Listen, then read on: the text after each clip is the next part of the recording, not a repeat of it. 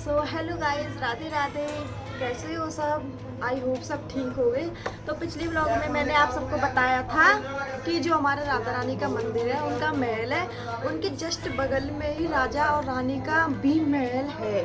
तो वो वहाँ पे पहले रहते थे, बहुत खुशहाली से खुशहाल ज़िंदगी जी रहे थे अपनी। फिर अचानक पता नहीं उनकी लाइफ में क्या हुआ, मुझे भी खुद नहीं पता, बट मैंने लोगों की बातें सुनी है कि क्या हुआ था। मैंने भी पूछा, उनसे पता लगाया, तब मैं आपको बता रही हूँ। तो ऐसा हुआ था कि लोग बोलते हैं, बड़े बूढ़े लोग होते हैं जो वो बोलते हैं, दादाजी होते हैं, दादी जी होते हैं, उन्होंने बताया था मुझे।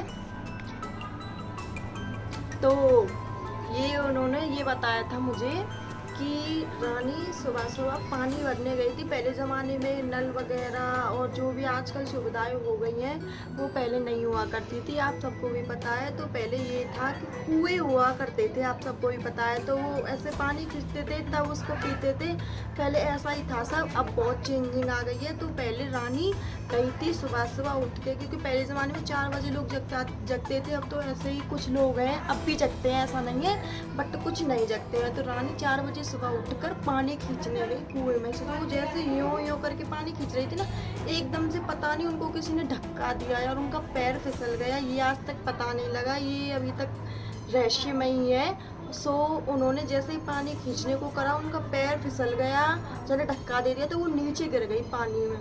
तो ये सारी बातें राजा को पता चली। तो पूरे महल में हलचल मच गई, पूरे शहर में हलचल मच गई, क्योंकि वो राजा थे, यहाँ के रानी थे पहले ज़माने में।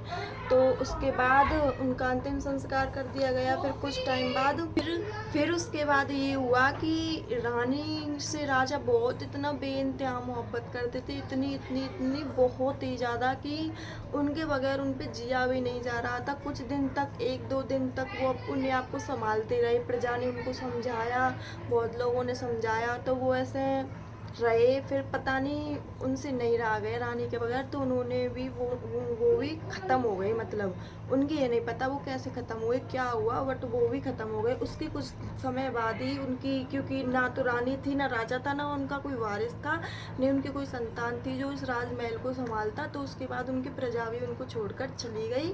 और ये फिर महल अब ऐसे ही है, इसमें अब राधा रानी का वास है। जो राधा रानी का हमारा महल है ना, उनका वास है उसमें।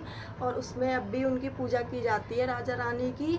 और वहाँ पे पुजारी भी हैं। और आप सब लोग आइए, वहाँ के भी दर्शन कीजिए। बहुत अच्छा महल है, बहुत सुंदर महल है। वहाँ पे भी लोग बहुत जाते हैं, जो भी राधा रानी मंदिर के दर्शन करना आते हैं। वहाँ से परिक्रमा साइड में ही पड़ते हैं, वो भी पहले राजा का मंदिर पड़ता है, महल पड़ता है मतलब, तब उसके बाद हमारी राधा रानी जी का मंदिर पड़ता है। तो जो भी लोग आते हैं बरसाना धाम, वो भी उस महल में जाते हैं, उसके बाद ही राधा रानी के मंदिर में प्रवेश करते हैं। तो आप भी आओ कभी, तो हमारे राजा के मंदिर के दर्शन जरूर करें, क्योंकि वो एक ना प्यार था ना, प्यार उसकी निशानी है। वो इस चीज़ को दर्शाती है कि लोग मतलब एक दूसरे से इतना प्यार करते हैं कि वो एक दूसरे के बगैर जी भी नहीं पाते।